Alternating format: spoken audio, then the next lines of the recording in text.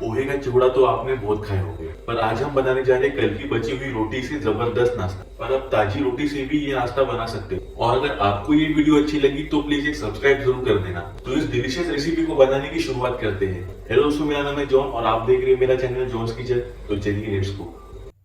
तो रेसिपी बनाने के लिए सबसे पहले मैंने कल की बची हुई 5 से 6 रोटियों का इस्तेमाल कर रहा हूँ, और आप अगर चाहे तो ताज़ी रोटी का भी इस्तेमाल कर सकते हो। तो इस तरीके से अब हम रोटियों के छोटे छोटे टुकड़े कर लेंगे, और आप अगर चाहो तो मिक्सी ग्राइंडर में डाल के भी कुछ सेकंड के लिए चला सकते हो। तो इस तरीके से अपने ये रोटियां तैयार है अब नाश्ता बनाने के लिए। अब एक कढ़ाई या हैवी बॉटम वाला पैन लेंगे और उसमें हम आधा कटोरी कुकिंग ऑयल डालेंगे। ऑयल आप अपने हिसाब से कम या ज़्यादा कर सकते हो।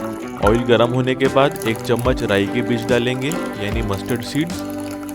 फिर इसमें हम डालेंगे साबुत जीरा 3/4 से 1 चम्मच, और फिर इसमें हम डालेंगे 8 से 10 कटे हुए लहसुन। अब इसमें हम डालेंगे ताज़ा मटर 1 कटोरी। एक मीडियम साइज प्याज को डालेंगे हम स्लाइस करके।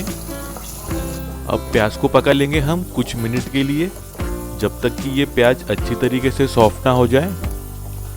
अब इसमें हम डालेंगे फ्रेश कड़ी पत्ता, इससे बहुत ही बढ़िया टेस्ट आएगा इसमें। अब इसमें मैं डाल रहा हूँ आधा कटोरी बारीक कटा हुआ फ्रेश गाजर, इससे नाश्ता टेस्टी भी रहेगा और हेल्दी भी। एक बार और मिला लेंगे सभी को चम्मच की मदद से।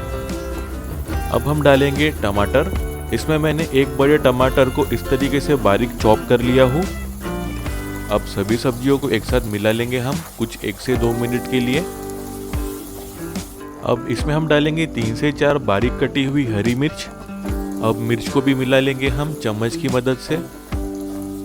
अब सूखे मसालों में सबसे पहले हम इसमें डालेंगे आधा चम्मच हल्दी पाउडर।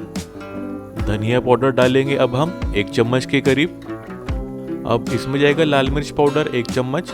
मिर्च आप अपने हिसाब से एडजस्ट कर सकते हो, कम या ज़्यादा। नमक डालेंगे अब हम, आप अपने स्वाद के अनुसार नमक की मात्रा कम ज़्यादा कर सकते हो। अब थोड़ी सूखी या कसूरी मेथी डालेंगे हम 1 चम्मच के करीब, इससे स्वाद बहुत ही बढ़िया आएगा। अब मिला लेंगे एक बार और मसालों को हम जल्दी जल्दी से, जिससे कि मसाला नीचे चिपकेगा नहीं।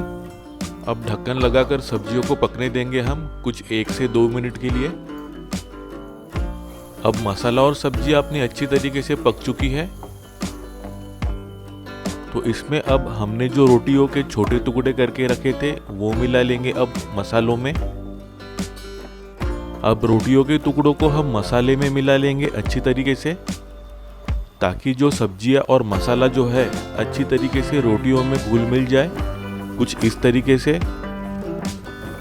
अब थोड़ा सा पानी छिड़क लेंगे हम रोटियों के ऊपर से, जिससे कि जो हमारा मसाला है वो जलेगा नहीं और रोटियां भी अच्छी तरीके से सॉफ्ट रहेगी।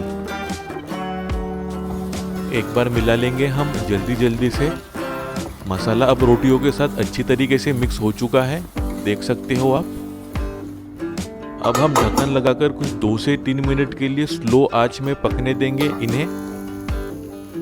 ये देखिए, अपने रोटी का चिवड़ा या रोटी का पोहा बनके रेडी हो गया है।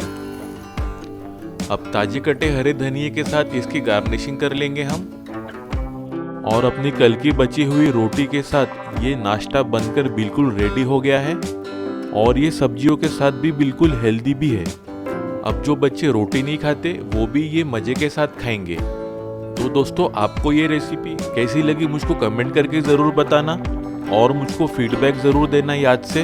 वीडियो पसंद आई होगी तो एक प्यारा सा लाइक ज़रूर कर देना।